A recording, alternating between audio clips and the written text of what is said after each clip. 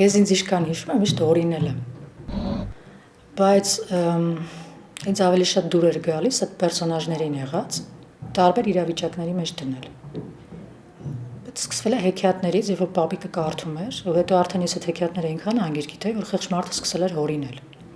Հետո ժամանակ առ ժամանակ ինչ-որ բանից կարող դուրս չգար, ես իրեն խնդրեի, որ իսկ կլինի, որ այս կերպարը, ասենք, առյուծը սենց անի, վագրը սենց, որովհետև վագրը չի կարող ուրիշ կերպ անել կամ էլ առյուծ, այսինքն ինքը տեղից սկսվել է, բայց ես երբեք դրան լուրջ չեմ վերաբերվել, ես մտածել եմ դա նորմալ է։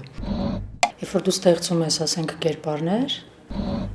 ու դու ոնց իրանց ստեղծեցիր, ըստ դրա կշարունակվի մնացած գործողությունը, որովհետև երբեմն լինում է, երբ որ դու գիտես, ասենք, ինչ պատմություն պիտի գրես։ Գիտես սկիզբը, վերջը, միշտ միջինն է փոփոխվում, բայց երբեմն էլ լինում է, որ միջինն է հաստատուն լինում, չգիտես վերջը, ու շատ հաճախ այդ վերջը, շատ հաճախ փոխվում է կախված կերպարներից, որովհետև գրողի ամենակարևոր ֆունկցիան կենդանի կերպարներ ստեղծելն է։ Երբ որ դու իրենց կենդանացնում ես, իրանք արդեն սկսում են ինքնուրույն ապրել, ու դու ուրիշ տարբերակ չունես, քան իր հետևից գնալը։ Ինքը քո հետևից էլ չի գալու, ինքը ինքնուրույն կենդանի կերպար է, դա ամենահետաքրքիր պրոցեսն է։ Շատ հաճախ լինում է, որ գալիս են ու քեզ պատմում են ինչ-որ պատմություն, դու սկզբում չես հասկանում, ինչա՞ որ քեզ այդ պատմում, հետո պարզվում է, որ այդ պատմության մեջ ինչ-որ մի մաս քո ենթագիտակցությանը դուր էր եկել, ինքը դա նստացրել էր իր մեջ,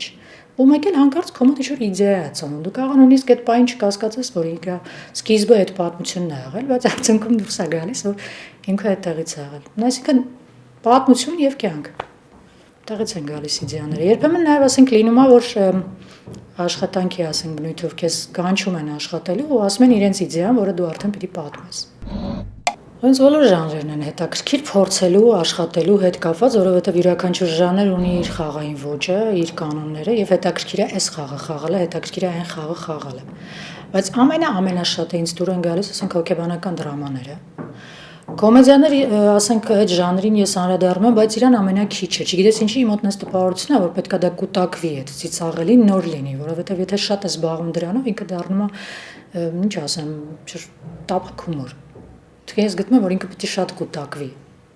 Չգիտեմ ինչի եմ այդպես մտածում, բայց այդպես է, եթե վերցնենք իմ արած բոլոր աշխատանքները, այդ ժանրի գործերը ամենաքիչն են։ Մեր մոտ հիմա շատ քչացել է բարությունը, մարդկանց օգնելու, այդ կարողությունը, ջերմությունը, բոլորս մի տեսակ փակվել ենք մեր պատյանի մեջ, միգուցե կյանքից է այդպես, որ բոլորը ավելի ագրեսիվ են դարձել, ավելի չար են դարձել։ Ինձ թվում է այդ ջերմության սիրո պակասն է շատ կարևոր, բայց խոսքը, ասենք, սիրային դրամաների կամ սիրային ինչ-որ կոմեդիաների մասին չէ, այլ կոնկրետ ընտանիքների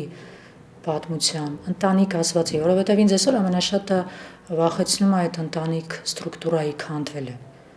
Ես շատ լավ ընտանիքներ գիտեի ժամանակին, որոնք այսօր փլվել են, գուցե միասին են ապրում, բայց չկա այդ ջերմությունը, այսինքն ինձ համար ամենակարևորը ընտանիք, մարդ, անհատ,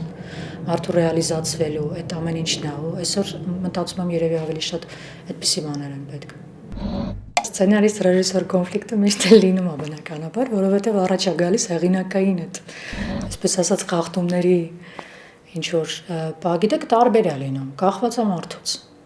Ես չեմ հիշի ինչ-որ սկանդալային բաներ, որովհետև երևի ես սկանդալներ չեմ սիրում, կոնֆլիկտային մարդ չեմ, ես ուրիշ պրոբլեմ ունեմ։ Եթե ինձ դուր չի գալիս, ես սուպուս հեռանում եմ։ Մանավանդ ես ունեմ առավելություն, ես սկսել եմ գրականությունից, եւ եթե ինչ-որ նյութ, նույնիսկ նկարահանելուց հետո կամ թատրոնում կամ ինչ-որ մի խոսքով, ասենք, արտադրական process-ում ինձ դուր չի գալիս, ես ունեմ հնարավորությունը դա, ասենք, ունենալ գրականության տեսքով, այսինքն իմ հեղինակային եսը կարողանում է պատտվել այսպես ելք գտնել։ Շատ հաճախ լինում է այսպիսի նախադասություն։ Իմ ֆիլմն է, դա կարող ասի եւ ռեժիսորը եւ պրոդյուսերը։ Ես ուզում եմ, որ այսպես լինի։ Եվ այս դեպքում ուրեմն հարկ է հիշել, որ սցենարիստը ինչ որտեղ արտադրության մեջ վարձու աշխատող է, որը պիտի կատարի այդ ֆունկցիան, այսինքն կարողանա ամենալավ ձևով պատրաստել այն նյութը, որը ուզում է այս մարդը։ Ուրիշ խնդիր է, երբ որ դու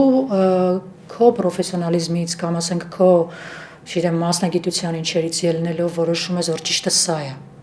Նա գտնում է, որ ճիշտը նա է, վերջում միևնույն է ինքն է շահելու, որովհետև ես մոնտաժ չեմ անելու, ինքն է անելու։ Բնականաբար կանի են ինչ որ ուզում է։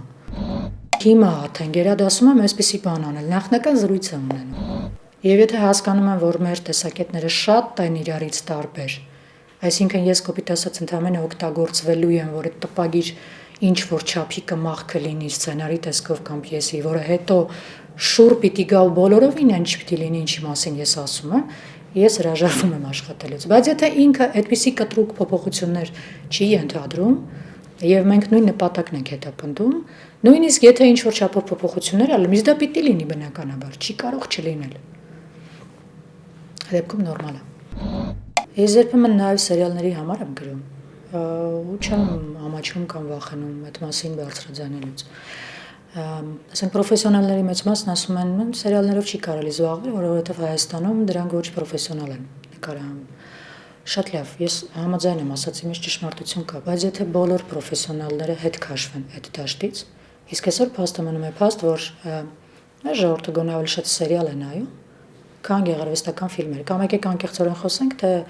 բոլոր գեղարվեստական ֆիլմերը, որոնք արտադրվում են այսօր Հայաստանում, ինչ որակի են դրանք։ Այսինքն այնպես չի, որ մենք միայն արտադրելուց հրաշալի գեղարվեստական ֆիլմեր ենք արտադրում, ասենք ինչպեսին Բարև ես եմ ներ, կամ մենք ենք մեր սարերը, կամ մնացածը։ Այդ շկալան դատարկ է, որովհետև շատ թանկ է, եւ եթե տարվա ընթացքում մի հատ շատ լավ ֆիլմ նկարահանվում է, ես շատ ուրախ եմ եւ շնորհավորում եմ իմ ընկերներին, ովքեր դա կարողանում են անել։ Բայց եթե դա այնքան թանկ է, որ մենք չենք կարողանում շատ լավ անել, ինչի ենք ձեռքերներս լվացել այն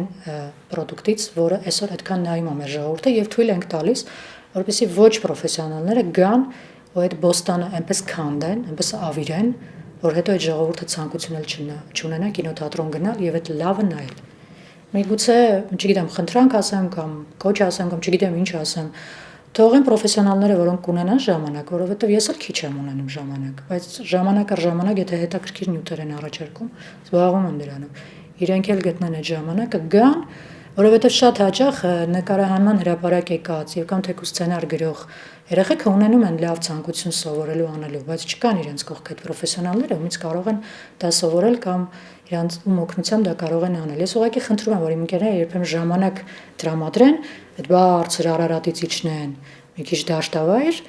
եւ երբեմն այ դրանով զբաղվեն, որպեսզի այն ժանրը, որը այսօր հայ հեռուստադիտողը շատ է նայում, ինչ որ չափով որակյալ լինի։